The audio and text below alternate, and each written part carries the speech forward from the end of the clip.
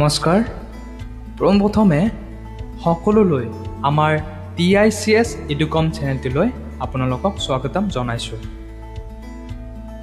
আজি আমি লৈ আহিছোঁ 2017-18 বৰ্ষত হোৱা শিক্ষামূলক ভ্ৰমণটি, য'ত আমি গৈছিলোঁ তেজপুৰলৈ। আৰু সেই সময়ত TICS ইনষ্টিটিউটৰ লগত জড়িত থকা ছাত্ৰ ছাত্ৰীসকলে যাতে আমাৰ এই ভিডিঅ'টি চাই ৰোমন্থন কৰিব পাৰে, তাৰে কামনাৰে আহক আমি এই শুৱালকুছিৰ পৰা তেজপুৰলৈ হোৱা ভ্ৰমণটি মনোৰঞ্জন কৰোঁ।